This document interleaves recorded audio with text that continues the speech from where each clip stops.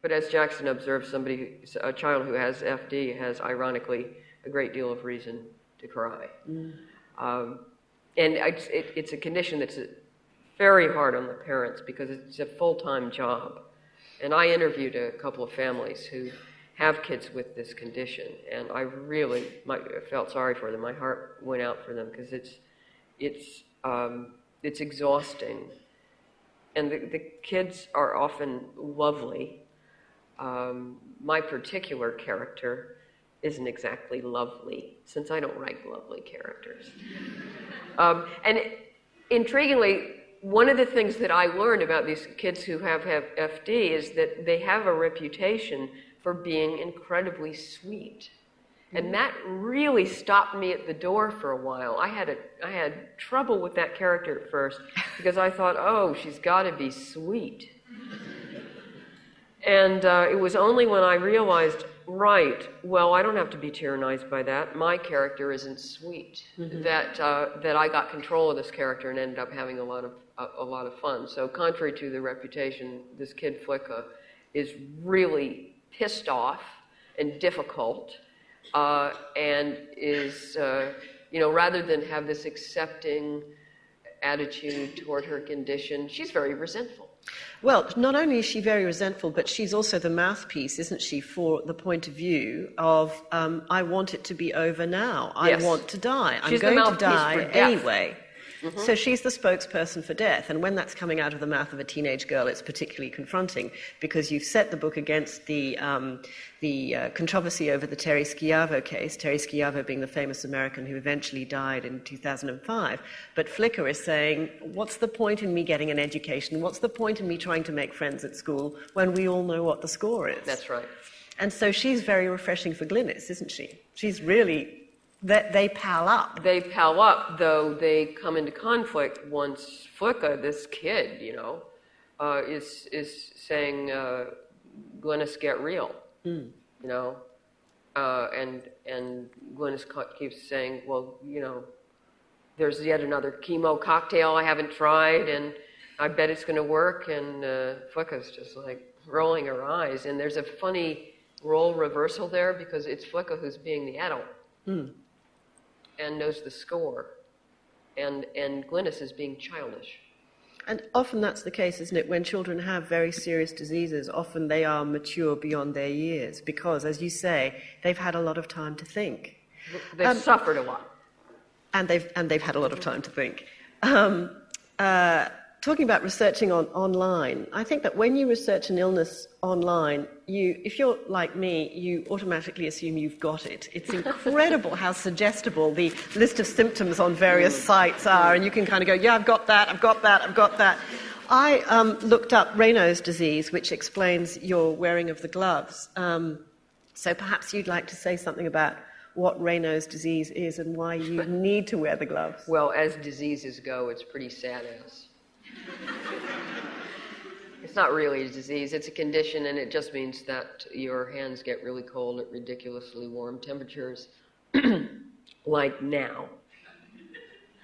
And that's pretty much the end of it. Yeah, but if you didn't wear the gloves, I mean, I looked at pictures online, Lionel, they were really extreme. They were hands that were half blue and half pink, or half orange and half white. I mean, they were really very dramatic. Have you ever seen yourself go like that? I mean, they get very red or they can go white, but I think that it's possible to have this condition much, much worse. In other words, if I'm not going to get all into self-pity, this isn't going to do it for me. No, but it did say on several websites that I read about Raynaud's syndrome that you have to avoid professions that involve drilling. I'll take that under advisement. Vibration. You've got to avoid vibration, so bear that in mind. Do you enjoy the research process? I mean, when you were trawling online and kind of looking for your disease, when you went shopping for the disease, as you put it, is the research process for a novel for you pleasurable? Up to a point. I think the trouble with online research is that it's so easy and ultimately so passive that it becomes harder to do the kind of research that's genuinely productive, which means you have to get out of the house. And there's something about writing that it's agoraphobic in nature, and therefore the more I stay home, the more I want to stay home. And something in me says, what do you mean you have to go meet some families who have kids with FD? Can't I just type something into the search engine? So I become shy. And, it takes a certain amount of bravery and trouble to talk to real people. And that's a side of research that I hope I continue to force myself to do, because there's no substitute for experience. And the whole online thing can give you the illusion of understanding and of knowledge, and it just doesn't work. Now, I did do one cheaty thing in this novel in that area, and that is there's a setting, Berlin, New Hampshire. Emphasis on the first syllable. Don't you love it? Only in the U.S. And I did not go there. I wouldn't have done that if there had been a lot of the book set there. I would have forced myself up to New Hampshire, but I did meticulous online research, and that was kind of fun. I mean, it's amazing what you can find. I got photographs of all the buildings. I got maps of the layout. I got, if I wanted to send my characters to a bar, I could get lists of the bars and where they were located and links to them and what the menus were. So it is miraculous how much you can find out online. But I think to exclusively rely on that kind of research, that would be a loss. I was interested in the fact that when it comes to Glynis's illness, you stay very much on the path of conventional medicine, and that's obviously to do with what the insurance company that she's covered by will pay for, I presume. Because when I was reading the book, I was thinking, of course, of Helen Garner's The Spare Room, which is very... a good book, by the way. It's a terrific companion piece, in a way, to your book, because it also deals with the dynamics of friendship and the anger that a friend can feel when they're watching someone suffering from an illness and not necessarily facing up to what's going on. But in Helen's case, what sort of fuels the fury of her friend is the frustration that she feels when she sees her sick friend submitting herself to all sorts of charlatan procedures. Why did you avoid alternative medicine altogether? Was it purely and simply because of the insurance part of the equation? I mean, that was one reason. And, that's just not the subject matter of this book. It is about mainstream medicine and waste, economic waste. So, they spend $2 million on her treatment, and she dies anyway, and not very much later than she would have if she had simply been given palliative care. So, yes, I'm looking at the mainstream, and I didn't think it was appropriate to bring in the alternative medicine issue. But just going back to the idea of humour and illness being incompatible, apart from the plastic surgery gone wrong element, which does introduce a high element of farce, or an element of high farce, there is another moment when you have fun with Flicker's sister. Flicker has a sister, Heather, who feels a little bit eclipsed by all the attention that Flicker is getting because of her fatal disease. And so maybe you'd like to say a little bit something about how Carol and Jackson manage Heather's illness envy. Which I think I do. There's such a thing. Because, of course, the illness brings attention. Illness brings a certain amount of power. But the younger kid in this family is healthy and envies her sister for being sick, which is perverse. But that was by way of getting the over-medicalization of American children. I have a brother who has 4 kids, and so I've watched them go through drug after drug, and a couple of them are only becoming faintly normal now that they've been taken off medication. And so I'm dismayed by this. But the second kid, Heather, in this family, the only way that they can get her to stop being so resentful of the attention that her older sickly sister is attracting is to put her on a placebo called cordimalafrin, which they just made up. And they actually have to go pay $10 a bottle at the pharmacist so that they can get these official labels with cordimalafrin. And there's a certain point in the book that the older sister, Flicka, finally gets it and tells her sister that she's been on a fake drug for years. And Heather is furious. And they end up having to put Heather on real antidepressants. You are wicked. You are really wicked. But what really shocked me, in fact, was discovering that this is not a purely made-up Lionel Shriver perversity, that in fact, pharmacists do keep sugar paste placebos in stock for just this kind of occasion. You know, I made that up, but it turns out to be true.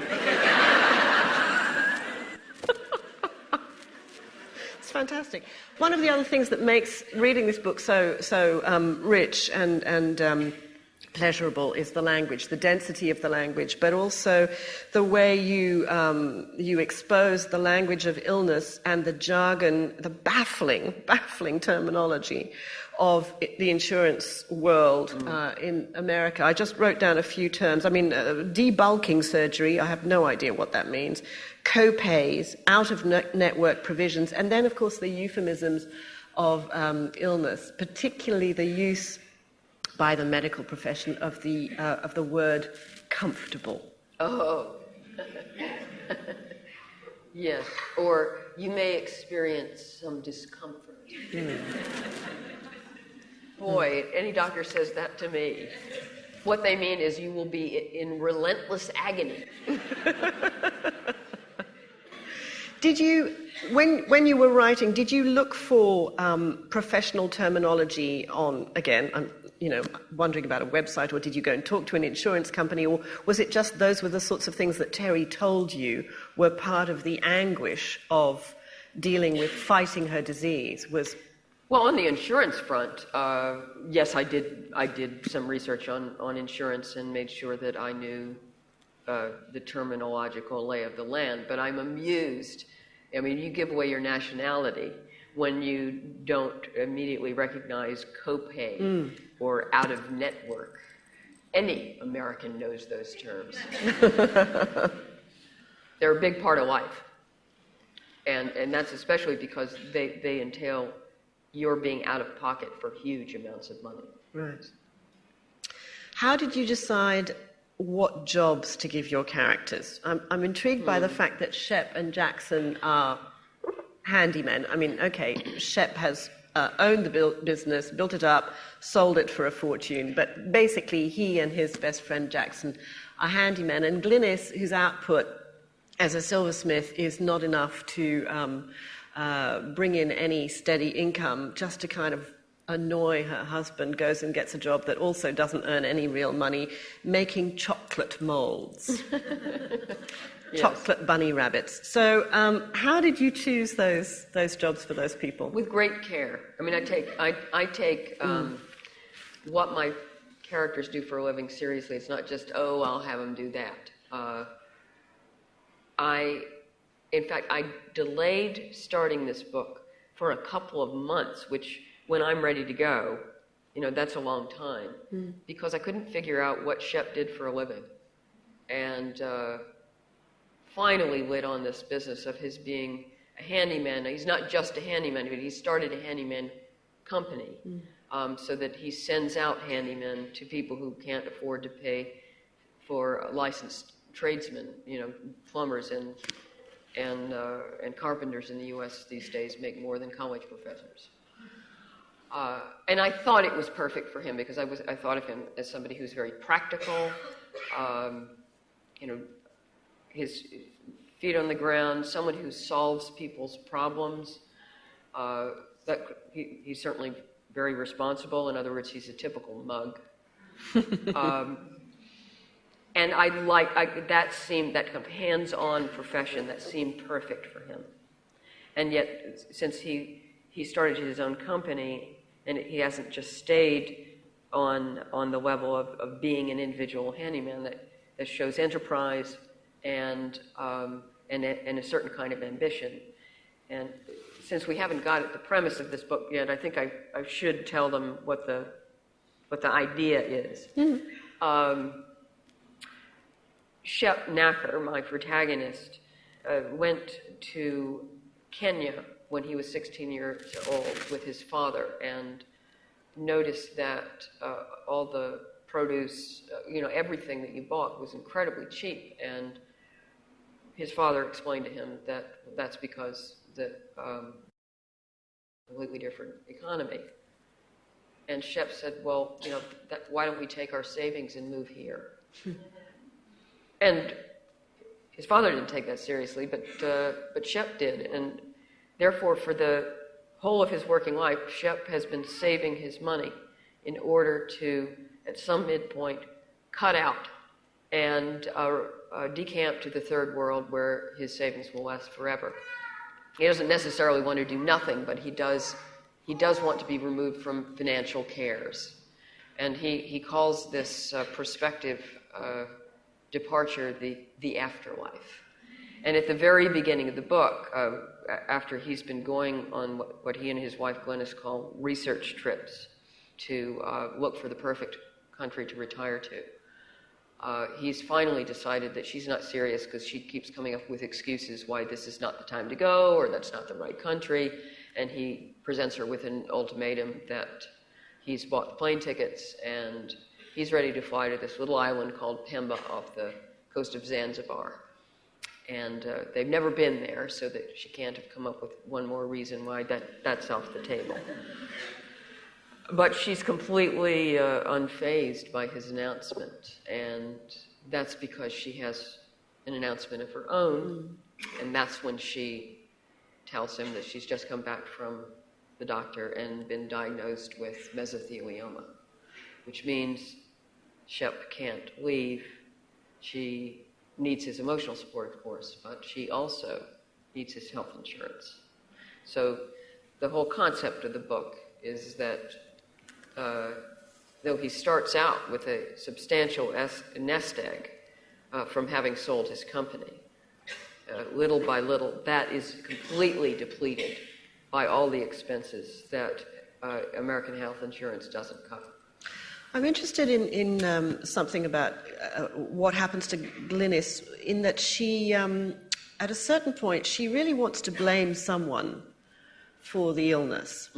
Don't we always? And first, very uncharitably, she blames Shep. She thinks that it's possibly something to do with the materials, the fibres that have been clinging to him when he's been coming back from work on handyman jobs. And I was just wondering, we won't necessarily go to where she targets the blame later, but in that desire to blame someone for the illness, does that make her a mug or a mooch? In a lot of ways it makes her a mug. That's a sucker's way to go. Even if you do successfully blame someone, it doesn't make you well. And actually, this connects up with, we need to talk about Kevin, because it's the same impulse that drives the victims, the parents of Kevin's victims in the school shooting. There's a character in that book, Mary Wolford, who ends up suing the narrator in civil court for having been an irresponsible parent and having raised this monstrous boy who ended up killing her daughter. And what the narrator observes is that there's something tragically misguided about this impulse, because what Mary Wolford wants is not that my narrator is fined, is somehow taken to justice. What Mary Wolford wants is her daughter back. What Glynis wants is to be well. If she successfully pins responsibility for her illness on someone else, whether that's her husband or some company that used asbestos in their materials, that's not really going to help her. And so, yes, that makes her a mug. The book is a fantastic exploration of the dynamics of friendship in all sorts of different shades, and various friends come and visit Glynis and discover that Glynis is not ennobled by dying or by being very ill, and that their friendship is completely hamstrung by what you called yesterday, I think on the radio, the dead elephant in the room. I think that for both you and I, as women who don't have children, we take friendship very seriously. Yes. And that in a funny kind of way, friendship for us is family. We don't really make a distinction. Would that be right? I think that's a fine observation and certainly true. Childless women tend to cling to each other and develop relationships which are fiercer than people who have families, and that ferocity goes to children. Because it has to be said that your view of siblings in your works overall is pretty dire and dark, and you've added to your considerable oeuvre of sibling monsters with the perfectly hideous Beryl. Just when I thought that Lionel could not invent another really despicable person, along comes Beryl, with a horrible name to match. Sorry if there's a... Shouldn't have said that. Probably 5 Beryls out there. Really, sorry. This jaundiced view of siblings, which came to the fore in a book of yours called A Perfectly Good Family, which was, of course, about siblings disputing an inheritance, caused such ructions in your own family that, ironically, your parents threatened to disinherit you over the book. Is that right? That's right. Did they not see the irony of that? No. No, this sense of humor, I taught myself.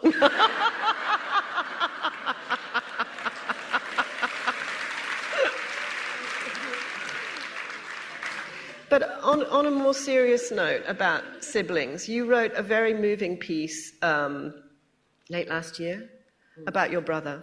My older brother. Your older brother. Your brother was 2 years older than you, and you were very worried about his health, and you were worried about the fact that he was extremely obese.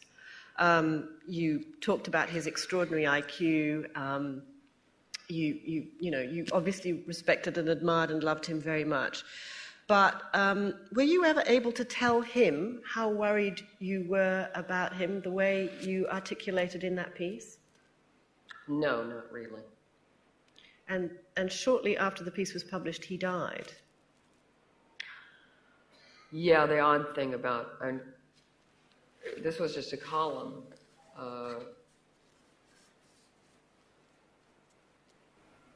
I worried a little bit about writing it because I wasn't sure whether he would have tripped across it subsequently, and so it was written with some care. It was, I hope, very tender.